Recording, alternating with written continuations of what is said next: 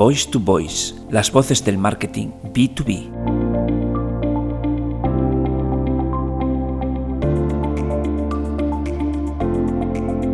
El año que viene podríamos vivir una importante oleada de salidas a bolsa por empresas españolas.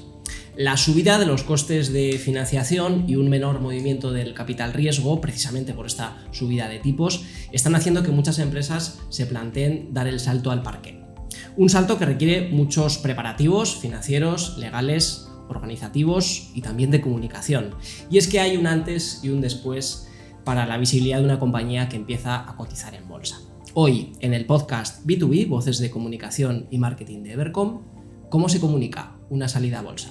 En Evercom hemos ayudado a varias compañías en la comunicación de su salida a bolsa, especialmente al BM Growth, y hoy nos acompañan las personas que más proyectos de este tipo han liderado. Sonia Álvarez, nuestra directora de comunicación financiera. Buenas tardes, Sonia. Gracias, Sander. Muchas gracias por la invitación, que ha tardado en llegar. Estábamos expectantes por participar en este podcast y nada, encantadas de estar aquí contigo. Súper ilusionado de estar por fin con vosotras, de tener efectivamente nuestra representación de comunicación financiera. Efectivamente. En el podcast donde todavía no habíamos tenido... Que nuestros oyentes no saben que somos divisiones hermanas, que hemos colaborado en muchas cuentas, precisamente ayudando a clientes vuestros con las salidas a bolsa. Y bueno, pues ya tocaba, ¿no? Oye, y hola, también Jennifer Correas, hola, consultora del equipo de comunicación financiera, también encantados de tenerte aquí, que también nos has ayudado muchísimo en estas operaciones de salida a bolsa. Igualmente. La verdad que sabéis que es un ámbito que nos apasiona y que nos gusta mucho el mercado y todas las buenas noticias que nos da. Claro que sí. Estupendo, pues agradecidísimo de que estéis aquí y vamos a entrar entonces en materia. Para que no nos perdamos nadie, pero el primero yo, contadnos un poco, ¿cuál es la diferencia entre BM Growth y el IBEX? Bueno, esto es una cuestión de tamaño. El IBEX 35 es el principal índice bursátil de la economía española, de la bolsa española, y como el nombre indica, son las 35 compañías con mayor nivel de capitalización en España, con mayor liquidez. Luego, después del IBEX 35 está el continuo, que no es tan conocido, pero ahí tenemos a empresas súper importantes también. Y después del continuo está el BM Growth, que es un índice que ha sido creado hace 10 años, que era conocido como el mercado alternativo bursátil. Y aquí en este mercado han debutado 160 pequeñas y medianas empresas, más bien medianas porque el tamaño también es pequeño, pero no tan pequeño, y son, ¿verdad, Jennifer?, empresas que tienen pues necesidades de exportación, de internacionalización, y este índice les está ayudando a esa captación de capital para estos proyectos. Sí, pequeñas y medianas empresas en crecimiento al final.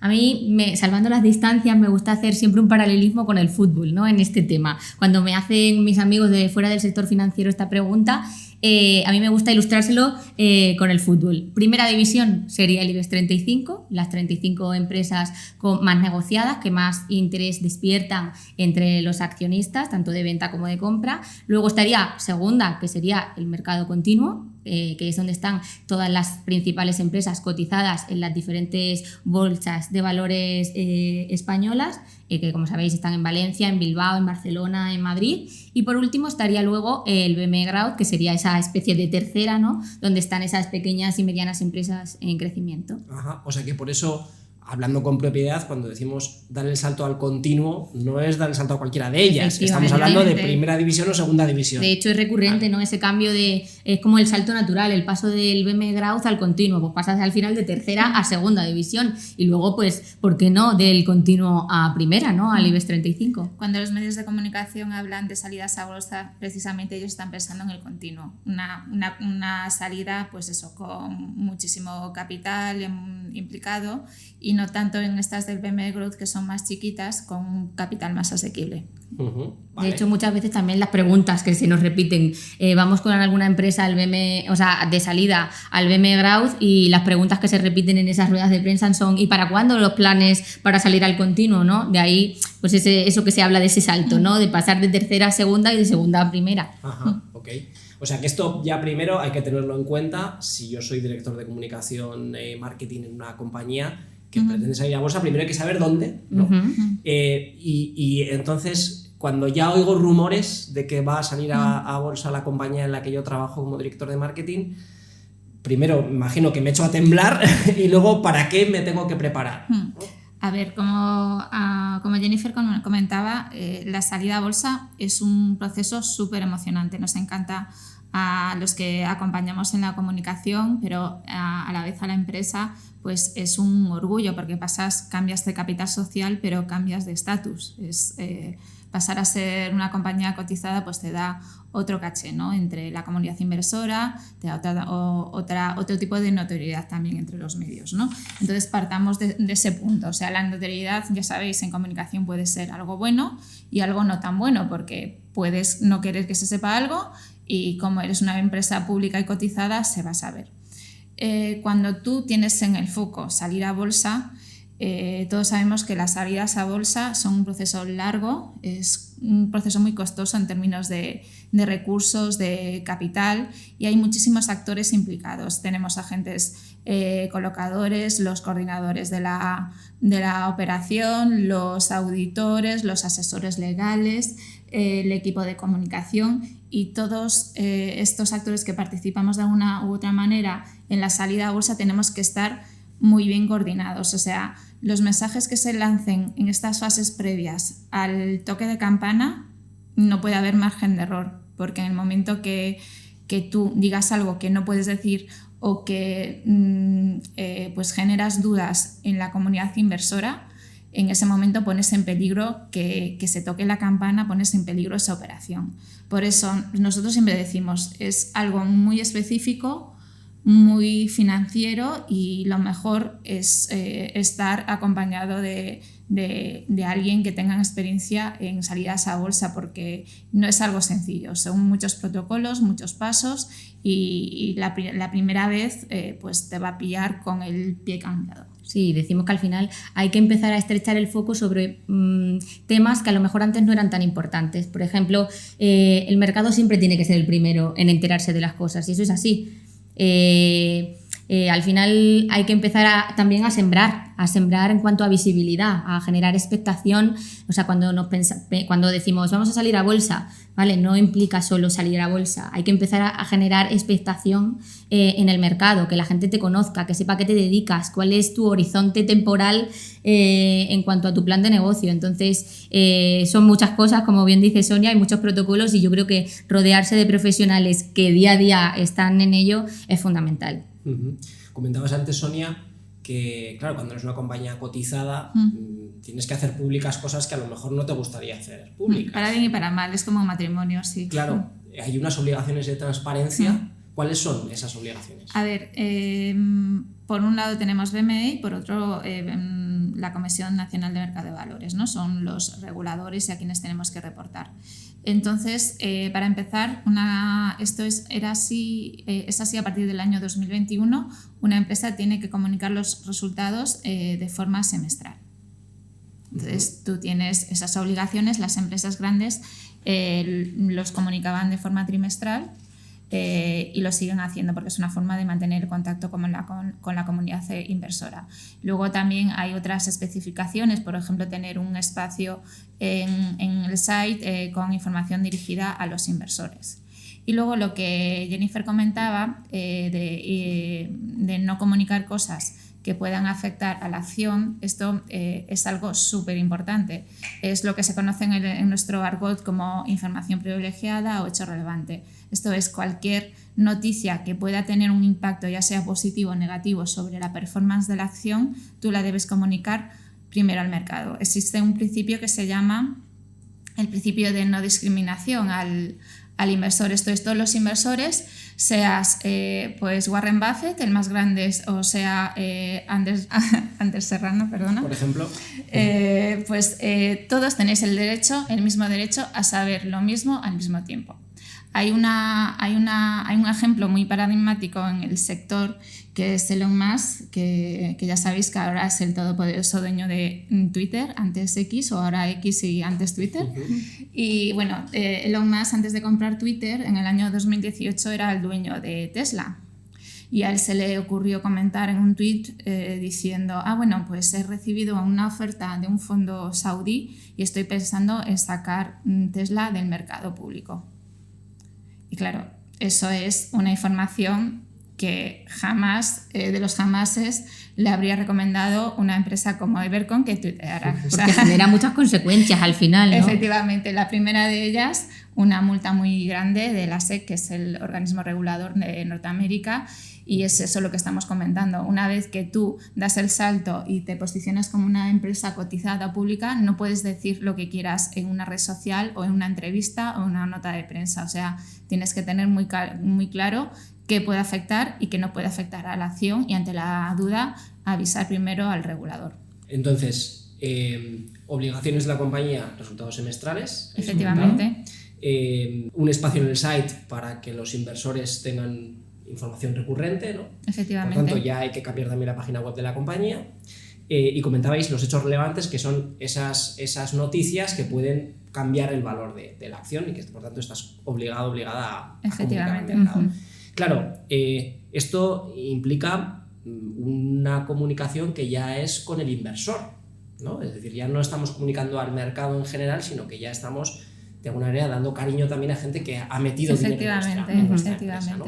En relación con esta comunicación con el inversor, ¿qué tiene entonces de diferente a la hora de comunicar resultados? Es decir, hay que hacerlo de una manera más explícita, hay que hacerlo de una manera más amplia. A la hora de comunicar resultados, una compañía parece como que lo hace un poco a su gusto, pero aquí ya hay particularidades, ¿no? Bueno, hay que tener en cuenta que al final, cuando tú sales a bolsa o cuando estás considerando la posibilidad de salir a bolsa, hay que considerar que el inversor se convierte en un público más. Igual que pueden ser los clientes, los proveedores, los propios empleados, el inversor es otro público más al que tenemos que atender y al que tenemos que dar respuesta a sus preguntas, a sus inquietudes, a sus necesidades.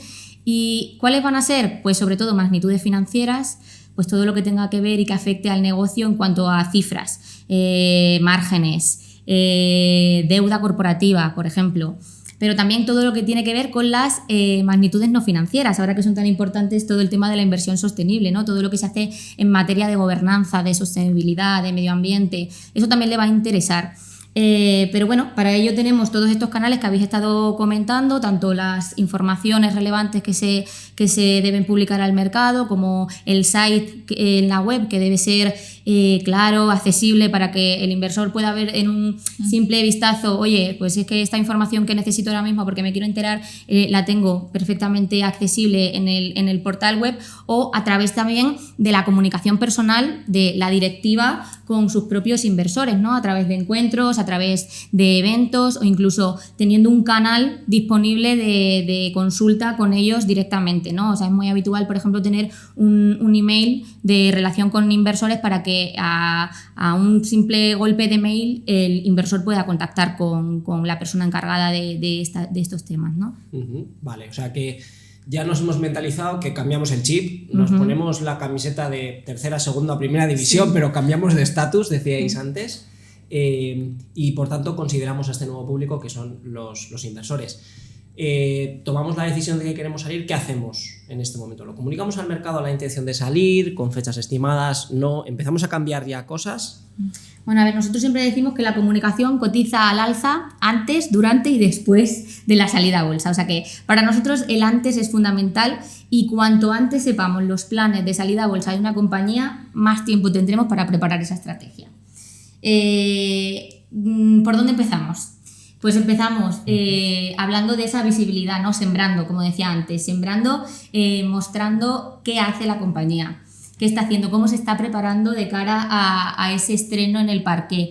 Oye, pues hemos reforzado el consejo de administración, o hemos hecho determinada operación corporativa. Todo esto va a ayudar a sembrar, va a ayudar a generar visibilidad en el mercado, que de eso se trata al final, de que los inversores, ¿no? De que los inversores nos conozcan.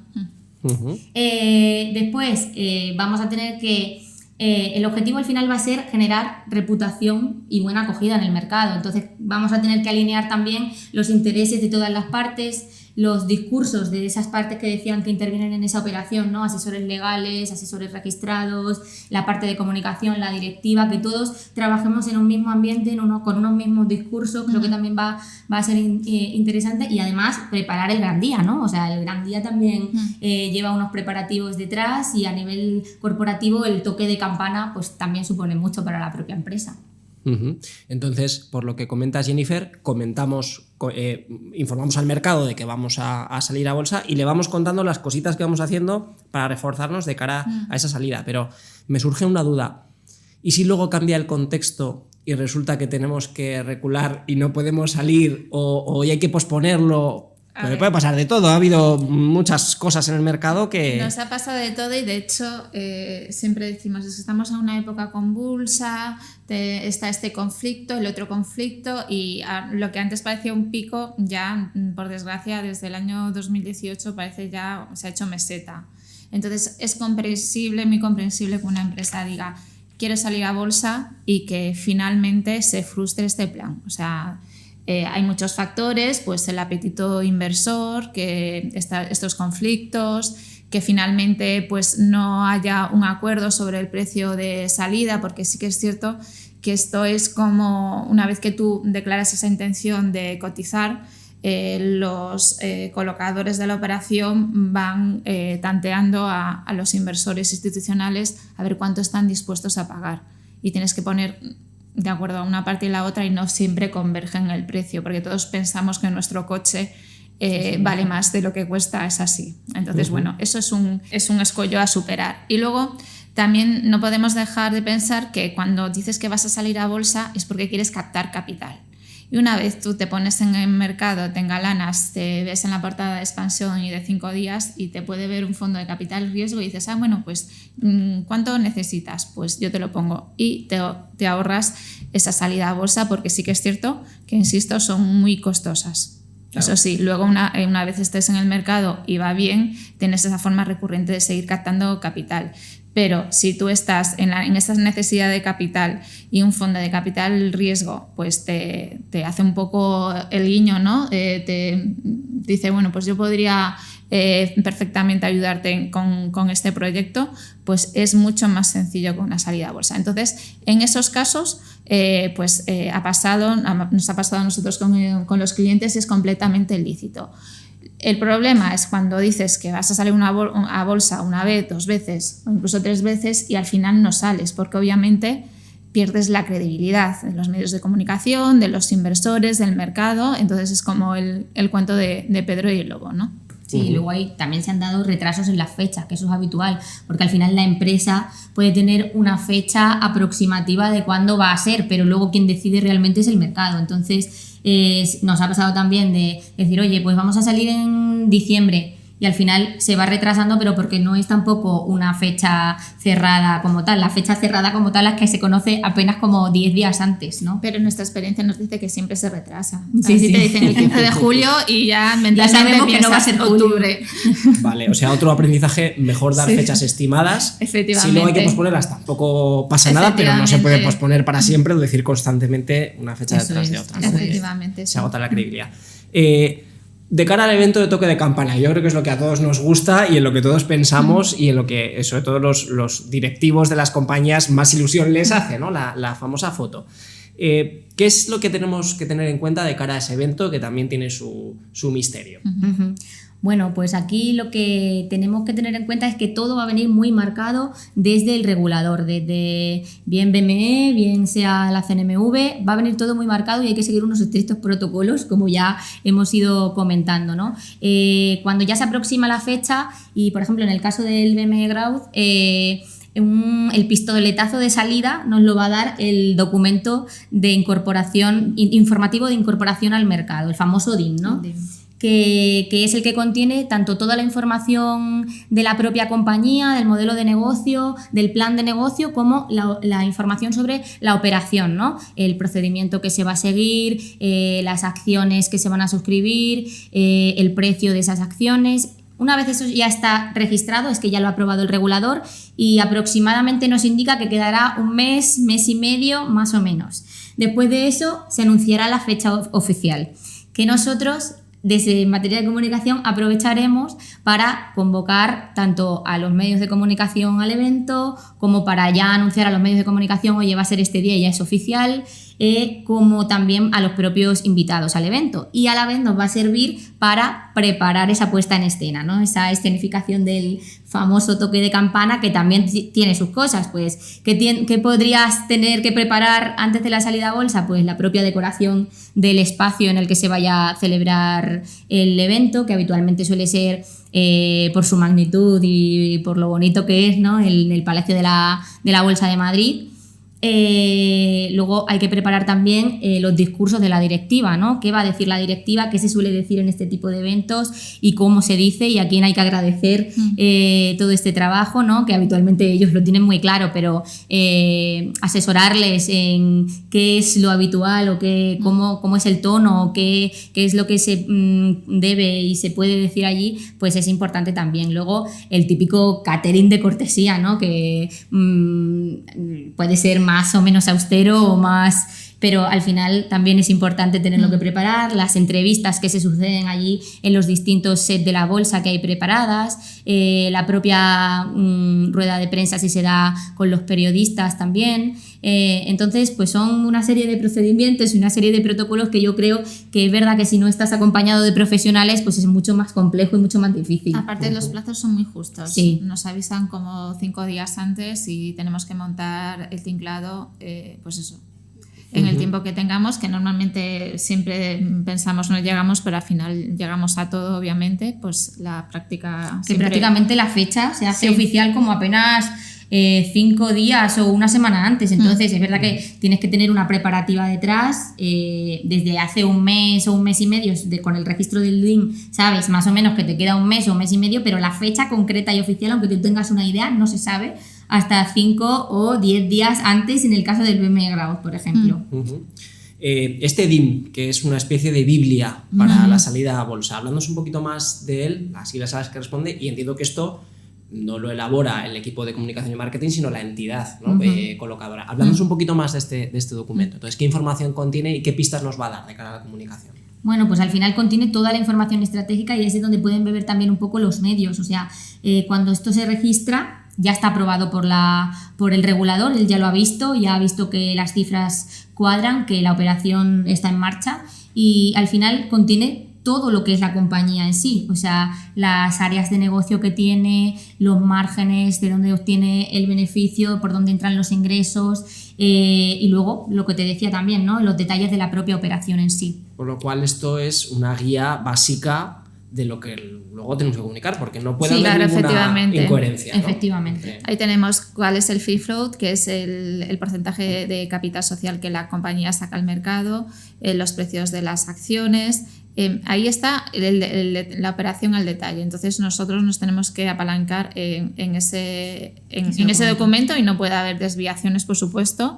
Y también comentando otra vez lo de los portavoces. Eso es muy importante, que los portavoces de la compañía sepan que se tienen que ceñir a ese documento y no a los múltiples conversiones que haya habido anteriores, y que una vez tocada la campana no se pueden salir del discurso, porque obviamente si dices cualquier cosa que no, pues lo que comentamos de información privilegiada o relevante, cualquier cosa que afecta al precio de la acción, pues ya estaríamos incurriendo en algún error que podría enfadar al regulador. Sí, porque al final es Biblia para nosotros, pero es Biblia para los medios de comunicación, para los inversores y para todos esos públicos que hemos dicho que están pendientes de esa información, ¿no? Para el mercado también. Claro, con lo cual ya hay otro aprendizaje. El departamento financiero tiene que ir muy de la mano del departamento de comunicación, del entorno también de asesores. Efectivamente. Que van a preparar este documento. Es una labor nuestra también hacer esa pedagogía con ellos, porque al principio, cuando ellos no desconocen todos estos tiempos, todos estos protocolos, estos pasos, para nosotros también es una labor de enseñarles a ellos de que tenemos que ir todos en la misma línea, y es un objetivo y un reto para nosotros también que los sigan, ¿no? Y que sean conscientes de la importancia que tiene. Y nosotros, una vez viendo el documento, que hemos visto ya unos cuantos, sí que es cierto que el documento está hecho, pero tú ves la noticia en el documento, en plan, oye, pues esta operación se ha colocado en inversor extranjero. Entonces, eso ya te da otro nuevo caché para la compañía. Entonces, eso a lo mejor el asesor registrado, el colocador no lo ve, pero nosotros ya sabemos qué gusta y qué no gusta entre los medios. Es nuestro trabajo, claro. Uh-huh.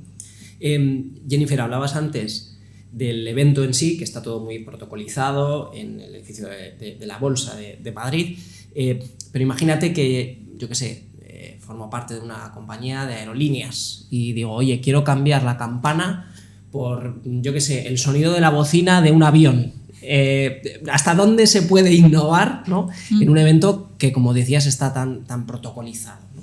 Bueno, pues se puede y no se puede, ¿no? Eso también va a depender del presupuesto que tú tengas, porque no es lo mismo, se me ocurre, un Coca-Cola, lo que puede hacer un Coca-Cola que lo que puede hacer una pyme del BM Grau, ¿no? Va a depender, pero sí es cierto que todo debe ser pasado previo a aprobación del regulador y del mercado en sí. Es verdad que no solo se puede hacer en la Bolsa de Madrid, o sea, se puede hacer en Barcelona, que se puede hacer en Barcelona, se puede hacer en Valencia, se puede hacer en los diferentes escenarios que la bolsa contempla, ¿no?